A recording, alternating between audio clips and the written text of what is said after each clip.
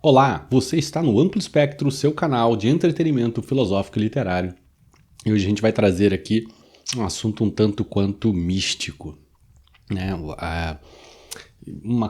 Mais uma consulta feita à inteligência artificial, o Gemini, né? E numa pergunta que mescla, está ali no limítrofe entre a arte e o aspecto mais místico da realidade.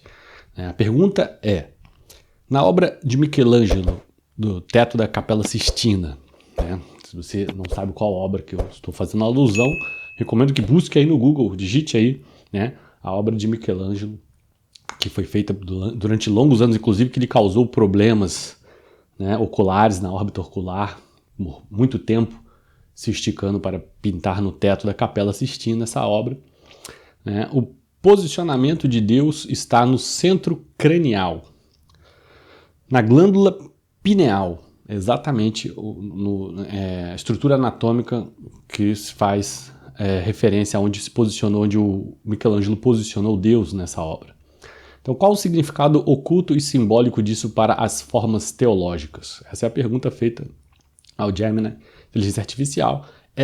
Veja, por que é tão delicada essa questão? Porque ela acaba esbarrando num começo, ela abre portas para questionamentos do ocultismo, né? Da filosofia hermética, inclusive. Mas, vamos lá, porque envolve arte também, né? Então, o significado oculto e simbólico da posição de Deus na glândula pineal da Capela Sistina. A afirmação de que o posicionamento de Deus na obra de Michelangelo, especificamente na criação de Adão, esteja no centro cranial, na glândula pineal, é uma interpretação moderna e não consensual entre os estudiosos da arte e da religião.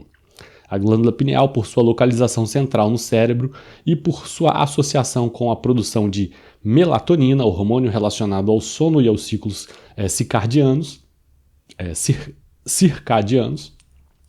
tem sido objetivo de diversas especulações filosóficas e espirituais ao longo da história. Algumas correntes de pensamento, como algumas vertentes do esoterismo e da espiritualidade New Age, atribuem à glândula pineal um papel central na experiência mística e na conexão com uma consciência superior. Eu adicionaria aí também aspectos da cultura no Oriente, cultura indiana. Você precisa conhecer a R4 Informática, parceira oficial do Google na implementação do Workspace, serviço da Google que oferece uma solução perfeita e completa para sua organização digital. Acesse o site rcmp.com.br e encontre o plano adequado às suas necessidades. Egípcia, né, chamado olho de Horus, né? O olho de Horus é o nome dado pela glândula pineal pela cultura egípcia, né? O olho de Deus lá na Índia. Então não é tão restrito assim, uma coisa um tanto quanto consensual em várias culturas distintas, né? Bom, no entanto, é importante ressaltar que não há evidências históricas ou documentais que indiquem que Michelangelo tenha intencionalmente codificado essa interpretação em sua obra. A ideia de que a glândula pineal teria um significado especial para o artista renascentista é uma interpretação posterior baseada em conhecimentos anatômicos e filosóficos que não eram dominantes em sua época. Bom, de acordo com o que ele coloca aqui, há teorias, tudo bem que a gente vive em um momento muito onde as teorias de conspiração predominam, mas há teorias de que, inclusive, Dante e Leonardo da Vinci eram figuras que tinham conhecimento ocultista. Mas tudo bem, vamos lá.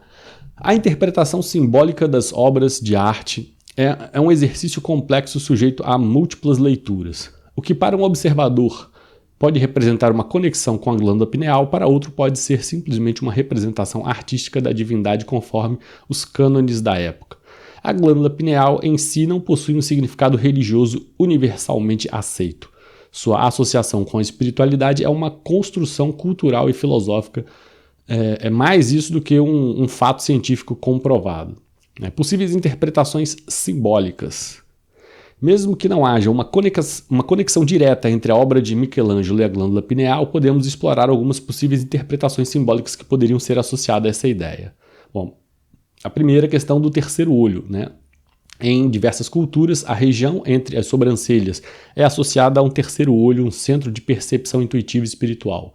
A glândula pineal, por sua localização, pode ser vista como uma representação anatômica desse conceito. O segundo, a luz interior. A produção de melatonina pela glândula pineal está relacionada aos ciclos de luz e escuridão.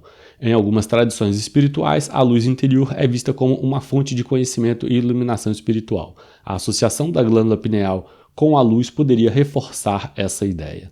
E terceiro, a conexão com o divino. A glândula pineal, por sua localização central no cérebro, pode ser vista como um símbolo de unidade entre o corpo e a alma, ou entre o humano e o divino. Em conclusão, a ideia de que a posição de Deus na obra de Michelangelo esteja relacionada à glândula pineal é uma interpretação fascinante, mas que carece de bases históricas e científicas sólidas. A obra de arte, como qualquer outra forma de expressão, é aberta a múltiplas interpretações e pode ser enriquecida por diferentes perspectivas. Para uma análise mais... ele vai sugerir aquela análise mais... Enfim, vai ter parte de neurocirurgia, de história da arte. Então é um tema que se desdobra muito, né? Em complexidade, por várias facetas, né? Você vai ter a opinião do neurocientista, vai ter a opinião do teólogo, vai ter a opinião do artista, enfim. Mas repare como na obra do Teto da Capela Sistina, repare como a posição Deus esticando o dedo, né? Zeus, né? Esticando o dedo para o homem, né?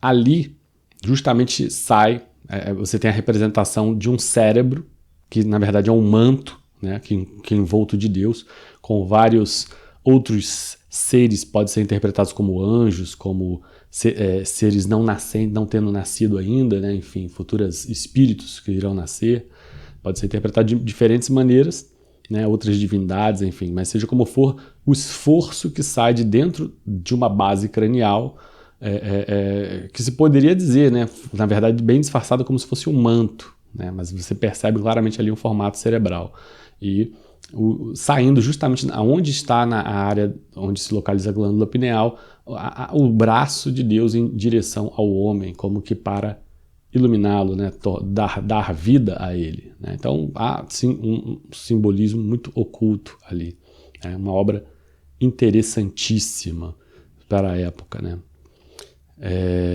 É isso, gente, não pretendo me alongar até aqui, ó, diz assim que é a criação de Adão, né, que há aqui divisões, um quadro aqui no Google que eu encontrei que divide anatomicamente, como no cérebro mesmo, né, essa parte, botando medula, sulco cingulado, fissura de Sylvia, quisma óptico, vários pontos aqui que são anatômicos sobrepostos em cima dessa obra, como exatamente fazendo uma analogia com o cérebro, né?